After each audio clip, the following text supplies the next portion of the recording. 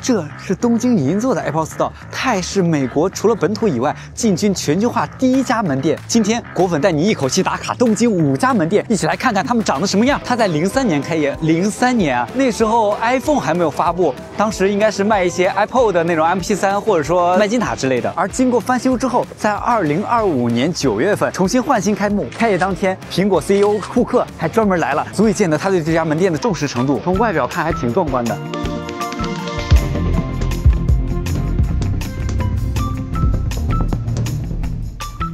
在国内 iPhone Pocket 都没有货，但在这儿各种颜色的竟然都有货。他们的 Pro 系列全都是 eSIM 版本，所以说是没有 SM 卡槽的。它的机身顶部是有一个毫米波雷达。我们来看一下它的价格，是194800日元，换成人民币大概是8815，然后去掉税的话大概是7930，大概比国内便宜2000块钱。我发现一个小细节，就是他们的 iPhone 是可以直接拿下来的，连条线都没有。 只要我想，都拿走。开玩笑啊！我们去过欧洲那么多地方，一条线都没有的确实很少见。这也从侧面说明日本没有零元购事件啊。整个店里面，我看下来最让我印象深刻的就是这个电梯。哇，它上去的时候会有一个灯柱往上去，下来的时候也是一样，有点像香港迪士尼那个钢铁侠那个片段。这个仪式感给的很足。以往的电梯里面都是那种银色的，然后特别白。 这个电梯它是一种黑色基调，上边也是一个软膜天花。它的电梯很独特，但是它的楼梯就相对普通一些。你看橙白哦，但是这个楼梯就是那种普通的大理石那种材质。2楼它有一个巨大的 pickup 取货区，无论是在线上购买还是在线下购买，都可以在这里进行取货。3楼是 Today at Apple， 还有一个 Apple Vision Pro 的一个体验区。4楼是这个天才吧，他们的桌椅你看有高低错落，根据不同的身高，你可以选择不同高度的桌子。跟其他门店不太一样的是，有些门店是那种金属冰冷质感，但这家店就看着很温暖，都是这种温暖的木质镶板，有点偏日式的设计。它的外墙是这种双层玻璃幕墙，加上这种自适应的百叶窗，可以根据日照自动调节光线跟温度，也算是兼顾节能跟环保了。然后通过这个天井或落地窗户看这个银座，有没有一种阳台的感觉？然后你又可以站在自己的阳台上去留意银座街头这种穿梭的人流。逛下来我发现这4层楼全都是功能区。我刚才手机没电了，想在3楼或者4楼坐下来去充电，他说不行，必须要预约。你要是没有预约的话，是不能坐、不能充电的。这我走遍全球各个门店，我都没有遇到过这种情况，很日本。看完银座店，接下来我们去另外一家门店去看一下。 在银座旁边有日本最大的交通枢纽东京站，而在东京站旁边，除了有日本皇宫以外，还有 Apple 丸之内店。从这个建筑外体来看，有点像这个大楼外面延伸出来的，像独栋，但又不是独栋。门口的落地窗能看到有很多竹子，不知道是真的假的，进去看看。哦，好像是真竹子。其他店里面都是一些桉树，或者说乔布斯种的那种树，这家店。 这种中式的竹子还挺奇特的。这个扶梯我以为是大理石或者是木头，但实际上它好像是金属刷了一层白色的漆。我发现他们真的好喜欢用这个天井的设计啊！你看下面就是 Today at Apple 的那个讲座区域，而在2楼就可以完整的透过这个天井看到下面，在这里还可以看到它这个巨大的 Apple logo。店里面的天花跟银座店一样，也是这种温暖的木质结构。跟银座店不太一样的是，它这外面全都是高大明亮的写字楼，东京的 CBD 所在区域。据说 这家门店也是东京最大的门店，确实如钟文泽所说，它这个边缘换成了那种液态玻璃的感觉，你看，能感受到吗？相比于其他门店来说，这家门店的设计你就非常的极简，让这种线条感。站在这个楼梯上，你就可以俯瞰整个店面。这个楼梯有一个点，你们肯定觉得我神经病，就是它这个缝，哒哒哒哒哒哒哒，你看，跟这个地砖上的缝。 是一条是笔直的，苹果的强迫症又来了。在2楼的这种大理石，有点类似于上海静安寺店。哎，洗手间，说实话，我好像没有印象有上过苹果的洗手间。你看，日式的风格，里面哇，经典的日本电动马桶，你们感觉这个环境怎么样？对于寸土寸金的日本来说，这家门店确实显得很大，而且你看中央 CBD 这种明亮的写字楼中间，所以说给我第一印象就是它这个竹子确实有这种东方美学在里面。东京的晚上好冷啊，你看。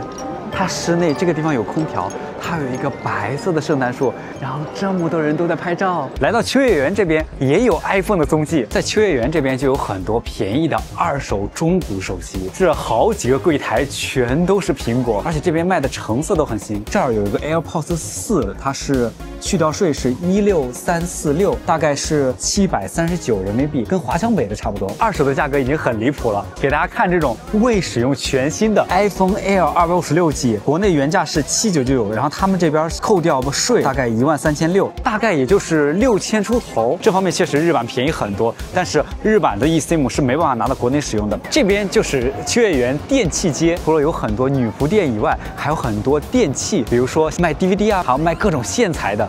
这支 Apple Pencil， 然后大概是3008日元，合人民币大概是1100，而且是含税的，确实是比华强北便宜的。徕卡这个手机我只闻其名不见机型，我这是第一次见到它。日本的徕卡合作的是这个手机，这代购挺奇怪的。歌舞伎町一番街可能是我们国人对东京的初印象，而它所在的位置就是东京的新宿区。在歌舞伎町一番街旁边就有 Apple Store 新宿店，看这个门口它是曲面玻璃，而这个苹果 logo 就小一点。这个店面的柱子你看全都是这种不锈钢包边的，店里面大概有8根柱子全部被这种不锈钢包住了。而这个商品展示区上下都是这种岩板，进门这个地方就有一个大屏幕，它的厚度显得很窄。Today at Apple 就在这儿讲授今天的内容。而这家苹果店的里面是跟商场连接在一起的，苹果 logo 也是内嵌在墙里面。而另外一边是奇卡瓦，你看这家店也是双 logo 哎。之前我们在深圳第3家开业的时候就说，深圳那个双 logo 是全世界都罕见的。这个是给 Vision Pro 配镜片的。哎，那我突然发现一个点，其他店里面都是有 Vision Pro 的一个体验区。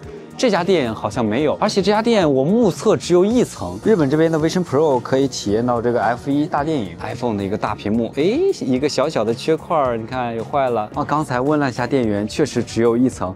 那么如此看来，这家店还是比较小的，留给 Apple Watch、HomePod、Apple TV 的这些就比较小了。店里面是没有树的，但是门口你看有这种草坪，但这种树的风格一点都不像 Apple Store 的，可能是商场在维护。不知道是不是因为周末的原因，今天店里面人很多，而银座店是不允许坐的，是需要预约才行。你看人家店里面是跟我们国内的其他店一样，都是你正常的坐下来充电，然后听讲座都没有问题，都没有限制的。其他方面的话，我觉得这家店就显得有些普通了，坚持了苹果的一贯极简的设计。你们觉得这家店怎么样呢？这么看来，新宿这家店亮点是比较少的。那我们去新宿周边来看一下。这里是涩谷，而我背后就是被称为世界上最繁忙的十字路口。而在附近的商业街里面藏着一家 Apple Store 涩谷店。进到这家店里面，第一感觉就是它不大，因为它四四方方的，就像一个盒子一样。进来之后就发现这家店好亮啊！它这个旋转扶梯还挺有意思的，底部是白色的，然后上面是玻璃，跟其他的店都不太一样，直接通顶，白色的，很简洁。在左手处这儿还有一个凹陷处，它直接在墙上开了一个扶手的地方，台阶就是普通的大理石，然后直接是在内壁开了一个槽，这有点像北京三里屯那家店。除了这个楼梯是白色的以外，你看它这边店里面也是这种软磨天花，整个就显得很简洁、很亮、很白。其他家的电梯要不然是黑色的，要不然是那种不锈钢，就是纯镜面。而这个你看，呼应它的店里的风格，都是这种白色的。2楼落地窗上有个大的苹果 logo， 这个苹果 logo 有个特别的地方在于它很薄，你看，大概不到5公分。之前苹果 logo 都非常大、非常厚，然后镶嵌在里面。它做的这么薄以外，就节省这个室内的空间，从户外也不会影响到这个苹果 logo 的格局。它3层也有一个落地窗，你如果提前预约好的话，就可以在这儿去讲解，然后去查看你的旧产品。这个 iPad 这个画还挺好看的，我第一次见这个画。你看那个日本的那种柜式服务，非常的尊敬顾客。在店里面通过这个落地窗，你就可以看到涩谷的街景。逛多了，你就会发现这几个商圈里面的街景是不一样的。整体来说，涩谷这家店比较的精致，或者说直接说小。哎，你看，安克国货之光直接在苹果店旁边，你买完苹果手机，直接再买个安克的充电器，这怎么像给他做广告一样？没有恰饭啊！晚上灯一开，有点那种香榭丽舍的感觉了。下一家店，你看这个地铁站叫表参道，所以说它这个店就叫表参道店。这个落地窗户好高啊，大概有10米吧。然后你看。门口人还很多哇！我不知道视频中能不能展现出来，它这个苹果 logo 比其他地方的要大很多。你看这个扶梯比其他店都要大，走这个步梯，一般的楼梯它都会以中心为圆为栈道。它这个明显的就已经不是圆圈了，你看。从这个玻璃的弧度就能看出来，其他家的这个不锈钢楼梯，它玻璃会有挑空，这个是完全没有挑空的。家电给我的感觉有点像上海南京路步行街那家店，但是要比那家店挑空更高一些。这家店里面是没有树的，所以说通过两边那种绿色去点缀一下。它这个天花，说实话一点不像苹果的风格。这个射灯，有点丑。这边好像是可以做的，但是我不确定他们是不是需要预约。最起码能够有个充电的地方。我觉得最有特色的一个是它挑高，二是它这个楼梯有别于其他店，算是他们家特色。我逛了这3、4家店之后，我发现那个 iPhone Pocket 并不是每家店都摆。